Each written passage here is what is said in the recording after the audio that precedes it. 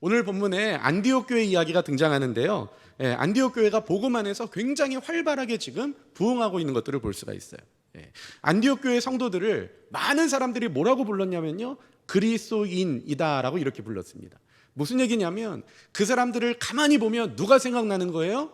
예수님이 생각나는 거예요. 저 사람들 말 들어봤어? 예수님이 살았을 때 했던 말과 똑같은 말을 해. 사람들이 이야기해요. 저 사람들이 살아가는 삶을 봤어? 예수님이 가르치신 대로 그렇게 살아가려고 노력해. 그러니까 사람들이 그 사람들을 향해서, 안디옥 교회 성도들을 향해서 뭐라고 이야기했느냐? 그리스도인, 예수 사람이라고 이렇게 이야기를 했다라는 것입니다. 이게 당시에 안디옥 교회의 수준이었어요. 또 이 안디옥 교회가요, 흉년이 있을 거라는 이야기를 듣고 그 흉년을 성실하게 잘 준비합니다. 그리고 어떤 일이 있었냐면요, 그 흉년에 허덕이고 있는 예루살렘 교회를 향해서 부조를 보냈던 것, 이것이 바로 안디옥 교회의 모습이었죠. 이게 단지 흉년에 어려운 이웃을 도왔다, 이 정도의 의미가 아니에요. 어떤 의미냐면요, 예루살렘 교회 교인들, 유대인들, 다시 이야기하면 이방인들을 굉장히 무시하고 하찮게 여기고 손가락질했던 그 사람들이 힘들고 어려운 일을 만났습니다. 그때 이 안디옥 교회, 이방인 교회가 했던 일이 뭐예요? 그 사람들을 마음속으로 용서하고 또 그 사람들을 형제로 받아들이고 그 사람들을 사랑해서 그 사람들에게 이 흉년을 버틸 수 있는 양식을 공급해 줬던 것, 이게 바로 안디옥 교회의 모습이었다는 거예요. 여러분, 살다 보면 나 힘들게 하고 나 억울하게 하는 사람들 있을 수 있잖아요, 그렇죠? 그 사람이 정말 힘든 일을 만났다, 굉장히 헤어나오기 어려운 일을 만났다. 그럼 여러분 마음이 어떨까요? 약간 꼬스운 마음도 있잖아요, 그렇죠? 아닌 것처럼 그렇게 앉아 계시는데, 그런 마음이 있을 때요, 이 안디옥 교회는 어떻게 했습니까?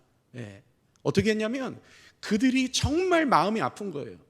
그들이 힘든 일을 만났다는 것을 마음으로 정말 이렇게 받아주고 그들을 용서하고, 나에게 이방인이라고 손가락질했지만 그들을 섬겼던 것, 이게 지금 안디옥 교회의 모습이었다라는 것입니다. 그러니까 당시에 교회가 부흥하고 교회가 성장하고, 그리고 또 성도들은 그리스도인이라는 이야기를 들을 정도로 이 성도들 각자가 예수를 닮아가고 있고요, 그리고 사랑과 화평의 역사들이 교회 안에서 이렇게 막 일어나고 있는 그 상황이었어요. 그러면 어김없이 등장하는 게 있습니다. 그게 뭐냐면 사단의 공격이 등장하게 되는 거죠. 사단은 교회가 부흥하고 성장하는 것을 그냥 바라만 보고 있지는 않는다라는 것입니다. 그래서 어떻게 하느냐? 교회의 리더, 이 사람들을 잡아다가 죽이는 일을 계획하게 되는 거죠. 이 일에 사단 편에서 쓰임받았던 인물이 바로 헤롯이라는 사람이었습니다. 우리 12장 1절 한번 읽어보겠습니다. 그때에 헤롯 왕이 손을 들어 교회 중에 몇 사람을 해하려 하여. 여기서 말하는 헤롯은요, 예수님이 태어났을 때 그때 유대 지역의 모든 영아들을 죽여라라고 이야기했던 헤롯 대왕이 아니라 그 사람의 손주 헤롯 아그리파 1세를 이야기하고 있습니다. 이 헤롯 가문은요, 사실 이두메 출신이었어요. 무슨 이야기냐면 이두메라는 말은요, 이 그리스 방언으로 에돔이라는 뜻이에요. 그러니까 쉽게 이야기하면 헤롯 가문은 에돔 출신이었고요, 에돔의 조상은 누굽니까? 바로 에서였잖아요. 그러니까 에서의 피가 흐르는 그런 사람들이었어요. 그러다 보니까 사실 이 헤롯 가문이요, 로마 시민권을 가지고 있습니다. 그리고 로마의 황제로부터 신임을 얻었어요. 그래서 유대 지역을 다스릴 수 있는 높은 자리에 올라갔으나, 그러나 이 사람들은요, 로마 시민권은 가지고 있으나 정통 로마인은 아닌 사람들이었죠. 로마인들이 봤을 때 뭔가 약간 어색한 사람들이었을 거예요. 그리고 이 사람들은요, 유대 지역을 다스리고 있었지만 그러나 유대인들에게도 환영받는 사람들은 아니었습니다. 왜냐하면 유대인들은요, 장차 오실 왕, 그 왕을 지금 기다리고 있는데요, 그 왕은 다윗의 후손으로 오실 왕이었어요. 그러니까 지금 우리가 살고 있는 이 지역을 다스리고 있는 헤롯 가문은요, 어떤 사람들입니까? 다윗의 후손인 진짜 왕이 오시기 전까지 임시적으로 다스리고 있는 그런 사람들에 불과했던 거죠. 그러니까 이 헤롯 가문은요, 로마인들이 봤을 때는 약간 어색한 로마인이고요, 유대인들이 봤을 때는 진짜 왕이 아니라 잠시 그 자리를 차지하고 있는 가짜 왕밖에 안 되는 사람들이었어요. 그러니까 헤롯 가문에 있는 사람들은요, 줄타기를 굉장히 잘해야 됩니다. 로마인들에게도 인정받아야 되고요, 내가 다스리는 유대인들에게도요, 인정받는 왕이 돼야 되는 그런 상황 가운데 있었던 사람들이 바로 헤롯 가문의 사람들이었습니다. 그러다 보니까 이 불완전한 정치 입지를 이 사단이 이용하는 거죠. 이 헤롯이 곰곰이 생각해 보는데요. 이 많은 유대인들에게 내가 어떻게 인정받는 왕이 될 수 있을까? 내가 존경받고 박수와 갈채를 받는 왕이 될 수 있을까? 고민하다가 인정받을 수 있는 방법을 알아내게 됐습니다. 그게 뭐냐면요, 바로 2절부터 3절입니다. 우리 같이 한번 읽어보겠습니다. 요한의 형제 야고보를 칼로 죽이니 유대인들이 때는 무교절 기간이라. 드디어 유대인들이 좋아하는 것을 찾았어요. 그게 뭐냐면 당시에 메시아가 왔다라고 이야기하는 기독교 집단이 생겼는데요, 그 집단의 지도자들을 잡아 죽였더니 유대인들이 너무 좋아하는 거예요. 유대인들이 이 일을 기뻐하는 것을 보고 이렇게 하면 내 왕권이 더 강화될 수 있을 것 같습니다. 사람들이 나에게 박수와 갈채를 보낼 수 있을 것 같아요. 그래서 어떻게 합니까? 베드로도 잡은 거예요. 야고보 하나 죽였더니 사람들이 이렇게 좋아하는데 그 다음 지도자가 누구냐? 알아보니까 베드로였던 거죠. 베드로를 잡았습니다. 그런데 이 사람을 죽이지 못해요. 왜 그렇습니까? 그때가 하필 무교절이라는 명절이었어요. 그래서 이 무교절이 끝나면 베드로를 죽일 것을 계획을 하는 거죠. 그런데요, 베드로를 잡아봤더니 이 사람이 전적이 화려해요. 가만히 조사를 해봤는데요, 벌써 3번째 투옥이 되는 거였어요. 첫 번째 잡혔을 때 우리 사도행전 쭉 봤는데요, 어떤 이야기가 나옵니까? 공회 의원들이 이야기하는 거죠. 너 더 이상 예수 이름으로 말하지 마, 그 이름을 가르치지 마, 우리가 가만히 안 놔둘 거야. 이렇게 훈계하고 이 사람을 석방시켜 보냈습니다. 이때 베드로가 마음속으로 이야기하는 거죠. 사람들에게 이야기하는 거예요. 내가 하나님 말씀 듣는 것과 너희들 말 듣는 것 중에 무엇이 더 옳은지 나는 잘 알고 있다. 너희들이 그렇게 이야기해도 나는 예수를 그리스도라고 이야기한다 하고 그 공회를 떠납니다. 이게 첫 번째 체포 상황이었어요. 두 번째 체포 상황은요, 바로 뭔가 좀 석연치 않은 그런 일들이 일어났었는데요, 그게 바로 5장에 등장합니다. 5장 19절 한번 읽어보겠습니다. 주의 사자가 밤에 옥문을 열고 끌어내어 이르되. 주의 사자가 밤에 옥문을 열어줬대요. 그런데요, 헤롯이 생각할 때는요, 주의 사자가 밤에 와서 옥문을 열어줬다? 이거는 베드로가 하는 말이고요, 교회 성도들이 하는 얘기지, 자기가 생각할 때는 무슨 주의 사자가 어디 있습니까? 헤롯의 생각에는요 이런 거예요. 주의 사자가 열어준 게 아니라 누군가가 문을 잘 못 잠갔겠지. 그리고 또 어떤 면에서는 이 안에 지금 첩자가 있는가 보다, 이렇게 생각했겠죠. 그러니까 그런 식으로 살아나가가지고는요 말도 안 되는 얘기를 하고 다니는 거예요. 주의 사자가 나를 찾아왔다고, 주의 사자가 옥문을 열어줬다고. 그러니까 여러분 어떻게 해야 돼요? 이런 말도 안 되는 일이 또 반복되면 안 되잖아요. 누가 첩자인지 모르겠어요.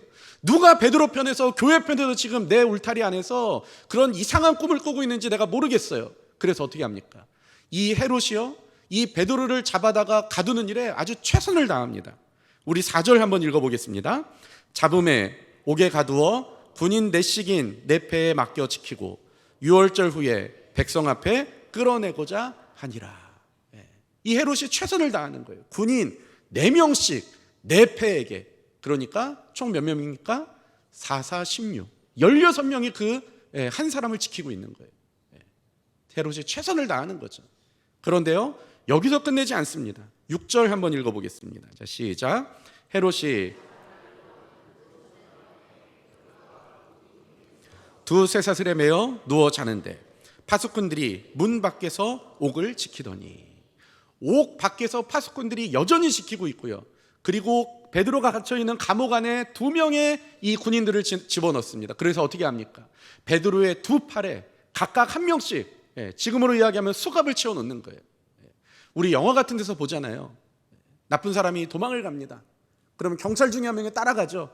그리고 싸워요. 경찰이 확실히 이길 만큼 힘이 있으면 문제가 안 되는데 서로 비등비등합니다. 오히려 경찰이 더 막고 있어요. 더 지는 것 같아요. 그럼 경찰이 어떤 일을 합니까?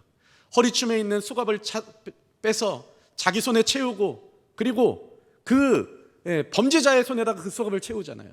그럼 어떻게 돼요? 둘은 절대 헤어질 수 없는 사이가 돼버리는 거예요. 한 사람의 손이 잘리지 않는 이상 둘은 계속 같이 다녀야 되는 겁니다. 완벽하게 제압이 되는 거죠. 아무리 자기가 나를 때려도 이건 어쩔 수 없어요. 그런데 오늘 베드로 어떻습니까? 한 사람이면 충분했음에도 불구하고 2명이나 각각 양손에 이런 식으로 쇠사슬을 매어 넣는 거죠. 여러분, 베드로가 어떤 사람인데요? 무슨 뭐 특수부대 출신, 북파 공장원 이런 거 아니잖아요, 그렇죠? 베드로 우리 잘 알아요. 예수님 십자가 지실 때 멀리 뒤에서 따라가다가 어떤 여자아이가 물어봅니다. 너도 저 사람과 같은 사람 아니냐? 저 사람 따라다니는 사람 아니냐? 그럴 때 베드로가 뭐라고 이야기합니까? 그 아이를 이렇게 꿀밤을 주면서 그런 소리 하지 말라고, 저리 가라고 이렇게 한 게 아니라 무서워서, 두려워서 나 아니라고 그러면서 마지막에는 저주하여 부인했다라고까지 이야기하고 있어요. 이렇게 가슴이 새 가슴인 사람이었습니다. 그런데 그 사람을요 16명의 군인이, 그것도 2명은 그 감옥에 같이 들어가서 양손에 같이 쏘갑을 차고 지금 이렇게 지키고 있는 거예요. 굉장히 헤롯이 이 일에 최선을 다하고 있는 것을 우리가 알 수 있다는 거죠. 헤롯의 입장에서는요, 이번에도 도망가면 큰일 나는 거예요. 그러면 유대인들에게 환심을 사는 게 아니라 오히려 유대인들에게 우스갯소리가 돼버릴 수 있어요. 야, 헤롯이 베드로 놓쳤대. 베드로는 나가서 뭐라고 이야기하겠습니까? 주의 사자가 또 찾아왔다고, 하나님이 또 살려줬다고, 이 말도 안 되는 얘기를 할 거예요. 헤롯은요, 지금 내가 하고 있는 일에 그런 일이 일어나면 안 되겠다는 거죠. 자기는 무조건 베드로를 잡아다가 어떻게든 죽여야 되는 거예요. 그래서 최선을 다하는 거죠. 그래야 내가 왕으로 인정받을 수 있으니까요. 내가 많은 사람들의 박수와 갈채와 영광을 내가 차지하는 진짜 왕이 될 수 있으니까요. 그래서 최선을 다하고 있습니다. 그런데 이때 교회는 뭘 하고 있는가? 우리 2장 5절 한번 읽어보겠습니다. 이에 베드로는 옥에 갇혔고 교회는 그를 위하여 간절히 하나님께 기도하더라. 교회는 뭐 하고 있어요? 기도하고 있었어요. 기도하는 당시 교회 분위기는 어땠을까요? 먼저 야고보가 붙들렸습니다. 교회가 기도했을까요? 안 했을까요? 열심히 했겠죠. 그런데 결과가 어때요? 야고보가 죽었어요. 엎친 데 덮친 격으로 야고보가 죽고 끝난 게 아니라 베드로까지 붙들려 갔어요. 그런 상황에 지금 기도해야 되는 거예요. 아니, 이 앞전에 했잖아요. 야고보가 붙들렸을 때 진짜 열심히 기도했잖아요. 그런데 결과가 어땠어요? 아주 참혹한 결과가 일어났어요. 그런데 베드로가 또 붙들렸습니다. 지금도 할 수 있는 일은 뭐예요? 기도밖에는 없어요.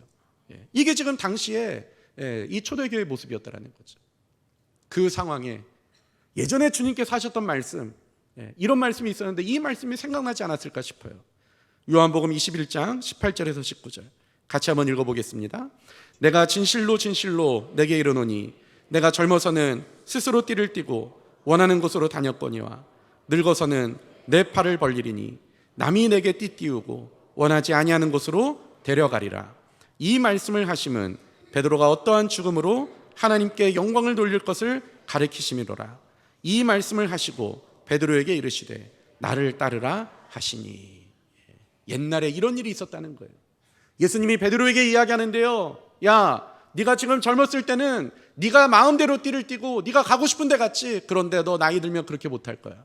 누군가가 네 의사와 상관없이 띠를 띠고 네가 가고자 하는 데가 아니라 그 사람이 데리고 가는 대로 너를 강제로 끌고 다닐 거야. 왜 이런 얘기를 했습니까? 베드로가 어떻게 죽을 것을 아시고 그렇게 얘기하셨다는 거예요. 초대교회 성도들이 이 말씀 기억나지 않았을까요? 아무리 생각해도 주님 하신 말씀을 기억해 볼 때 베드로는 늙어서 자연사할 운명은 아닌 것 같아요. 이때가 혹시 그때인가? 기도하며 그런 생각 안 했겠습니까? 이게 지금 교회가 만난 상황이었다는 거예요. 반대로 사단은 어떻습니까? 헤롯이라는 강력한 왕권을 가진 사람을 손에 쥐고 있습니다. 야고보를 죽였던 군대와 무기를 가지고 있습니다. 또 철통 같은 보안이 있는 감옥을 가지고 있습니다. 이게 지금 사단의 무기예요. 그런데 교회는 어떻습니까? 교회는요, 사단처럼 화려한 무기는 아무것도 없어요. 그저 할 수 있는 일이라고는 하나님, 나는 힘이 없습니다. 하나님, 우리를 도와주세요. 이렇게 무기력한 기도하는 일밖에는 교회에게는 아무런 무기가 없다라는 거죠. 이거 굉장히 억울한 일 아닙니까? 교회가 무슨 잘못을 했어요? 아무 잘못한 게 없어요. 그런데 왜 교회 지도자들이 붙들려 죽임을 당해야 됩니까? 원인은 하나밖에 없어요. 헤롯이 자기가 더 사람들에게 인정받는 왕이 되고 싶어서, 그래서 죄 없는 사람들을 잡아다 지금 죽이는 거예요. 이거 억울한 일이잖아요. 그런데 교회는요, 호소할 데가 없어요. 어디 하나 부탁할 만한 사람도 아무것도 없는 거예요. 그저 할 수 있는 일이라고는 무릎 꿇고 기도하는 일밖에 없다라는 거죠. 여러분, 사단과 교회를 비교해 봤을 때 이게 게임이 되겠습니까? 사단은 왕권과 군대와 또 무기와 그리고 철통 같은 감옥을 가지고 있고요. 교회는요, 그저 기도하는 것밖에는 없는 그 상황이라는 거죠. 심지어는 그 기도함에 있어서 앞서서 벌써 야고보를 하나님께 올려드렸던, 야고보가 죽었던 그런 상황이라는 것입니다. 게임이 안 되는 상황이죠. 그런데요, 어떤 일이 일어나는가? 우리 12장 7절 한번 읽어보겠습니다. 호련히 주의 사자가 나타나매 옥중에 광채가 빛나며 또 베드로의 옆구리를 쳐 깨워 이르되 급히 일어나라 하니 쇠사슬이 그 손에서 벗어지더라. 성경이 뭐라고 이야기하면요, 호련히 주의 사자가 나타나서. 여러분, 이 호련이라는 말이 무슨 말일까요? 제가 국어사전을 찾아봤더니 이렇게 이야기하고 있어요. 아무 예고도 없이 갑자기라는 말이에요. 무슨 말이냐면 내가 생각할 틈이 없어요. 내 생각의 범위를 넘어서는 일이에요. 감히 내가 꿈꾸지도 못한 일이 지금 벌어진 거예요. 호련히. 내 의식을 뛰어넘어 내가 생각지도 못했던 일들이 지금 벌어지고 있는 거죠. 이 호련히 등장한 하나님께서 베드로를 탈출시키시고, 그리고 베드로가 자기를 위해서 기도하고 있는 교회를 찾아가게 됩니다. 그리고 그 교회를 찾아갔을 때의 일 우리가 잘 알고 있죠. 우리 사도행전 12장 13절에서 14절 한번 읽어보겠습니다. 베드로가 대문을 두드린대 베드로의 음성인 줄 알고 기뻐하여 문을 미쳐 열지 못하고 달려들어가 말하되 베드로가 대문 밖에 섰더라 하니. 베드로가 열심히 교회 문을 두드립니다. 제가 왔습니다. 교회가 얼마나 두려우면 문을 굳게 걸어 잠그고 더 이상 로마군인들이 쳐들어오지 않을 수 있도록 그렇게 문을 굳게 걸어 잠그고 기도를 했겠습니까? 그 밖에서 베드로가 문을 두드리는 거예요. 그런데 기도하는 많은 어른들이 있었는데 한 소녀가 문 앞에서 얼쩡거리다가 그 베드로의 음성을 듣죠. 그리고 어떻게 합니까? 너무 깜짝 놀란 거예요. 진짜 베드로가 왔다라는 거죠. 문을 열어줘야 되는데 미처 그렇게 하지 못하고 이 기쁜 소식을 우리 어른들에게 알려줘야겠다 해서 예배당 안으로 들어와서 외치기 시작합니다. 베드로가 왔다라고 이야기하는 거예요. 그런데 사람들이 어떻게 반응했는가? 15절 한번 읽어보겠습니다. 그들이 말하되 내가 미쳤다 하나.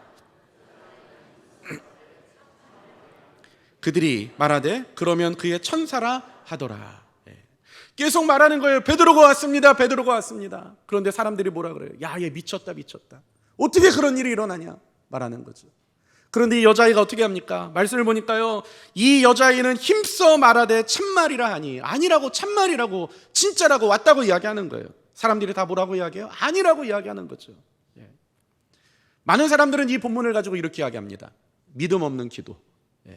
자기들이 기도하면서도 베드로가 왔다는 것을 믿지 않는 그런 기도, 불신의 기도.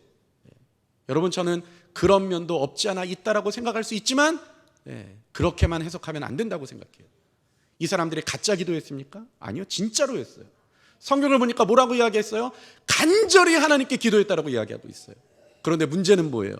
하나님께서 호련히 역사하셨다는 것을 지금 말하고 있는 거예요. 무슨 말입니까? 내가 기도해요. 베드로가 옥에 갇혔어요.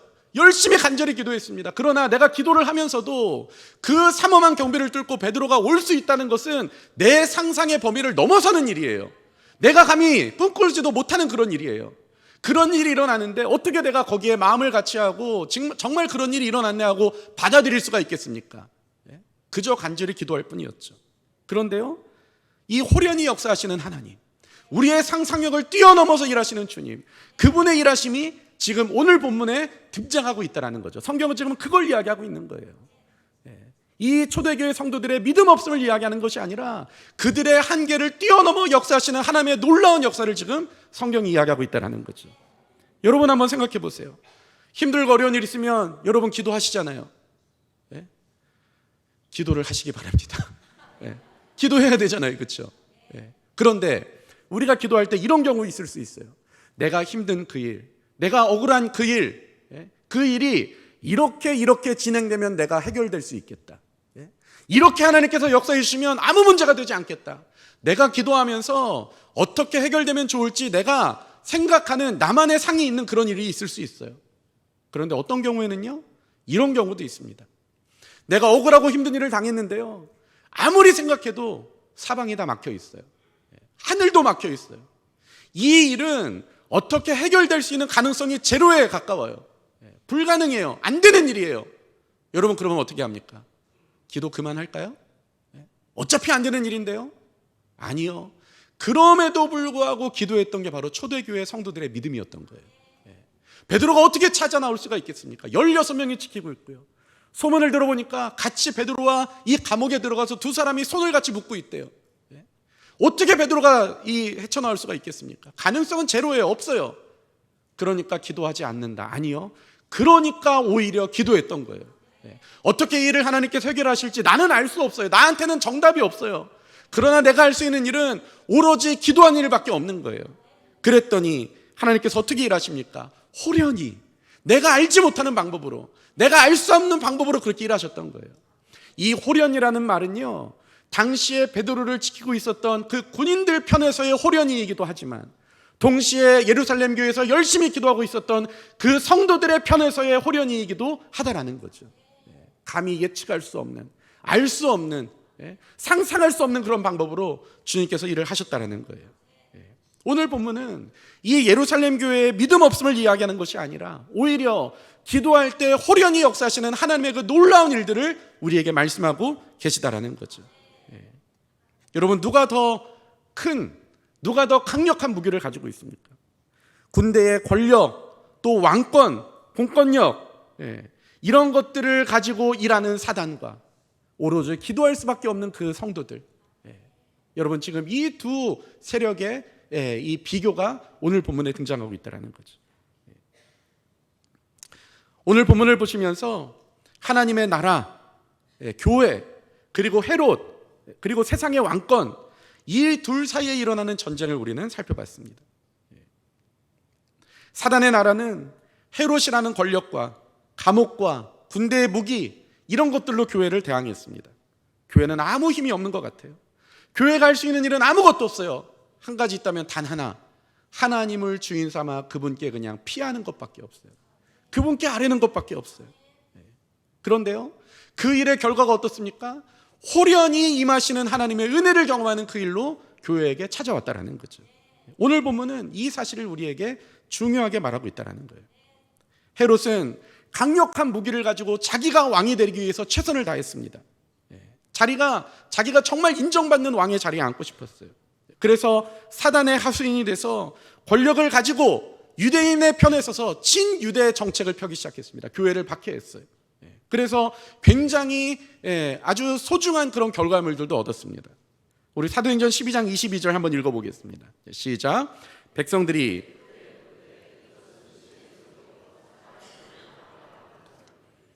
이렇게 일했더니 사람들이 어떻게 반응합니까? 자기가 말을 하는데요, 자기 연설을 들을 때 사람들이 막 우레와 같은 박수와 갈채를 자기에게 보내는 거예요. 그러면서 이야기하는 거죠. 저 목소리를 들어봐라. 저분은 사람의 말을 하는 것이 아니라 신의 말을 하고 있다. 저분은 신이다라고 이야기하는 거예요. 많은 사람들이 이렇게 박수와 갈채를 보내는 그런 왕이 됐습니다.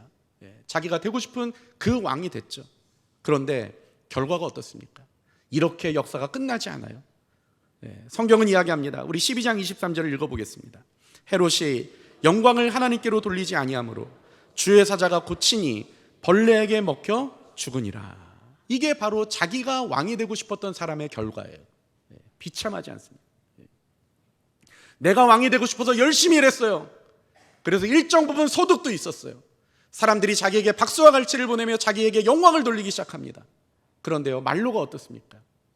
내가 왕이 되고자 했던 그 사람은 벌레에 먹혀 죽는 비참한 결과를 맞이하게 됩니다. 그 좋은 무기를 가지고, 그 좋은 권력을 가지고 자기의 목표를 달성했다고 생각했으나 그것이 끝이 아니었어요. 그러나 교회는 어떻습니까? 무기가 아무것도 없었어요. 그저 예수 그리스도를 주인 삼아 그분을 왕 삼아 그분을 따라가는 것밖에 없어요. 그런데 결과는요, 12장 24절, 하나님의 말씀은 흥하여 더하더라. 이게 바로 교회의 결과였어요.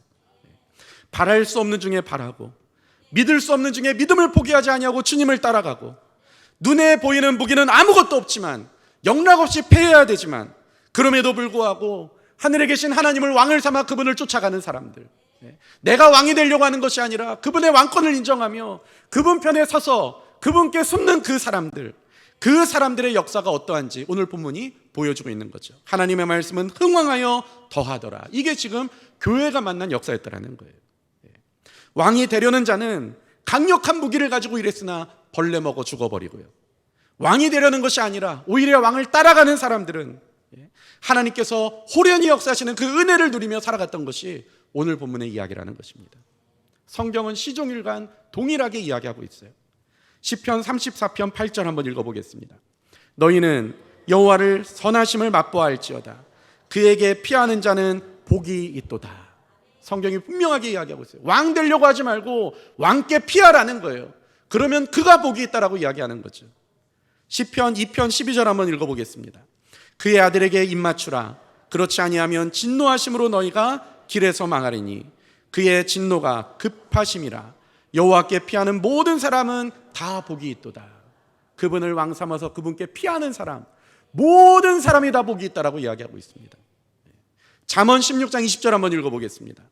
삼가 말씀에 주의하는 자는 좋은 것을 얻나니 여호와를 의지하는 자는 복이 있으리라. 내가 왕이 되려고 하는 게 아니라 왕 대신 하나님을 의지하는 자가 복되다라고 성경은 이야기하고 있습니다. 성경의 권고는 너무 명확합니다. 하나님 편에 서는 사람, 하나님을 주인 삼아 그분 편에 피하는 사람, 그 사람이 하나님께 복 있는 사람이고 호련한 하나님의 은혜를 입는 사람이다라고 성경이 이야기하고 있다는 거죠. 여러분은 어떤 사람이 되고 싶습니까? 세상은 계속 우리에게 찾아와서 이야기해요. 세상의 주인은 너야. 네가 주인공이야. 네가 원하는 삶을 살아야지. 네가 주체적으로 네가 드러나는, 네가 영광받는 그 삶을 살아야지. 그때 우리가 해야 될 말은 뭡니까? 아니요.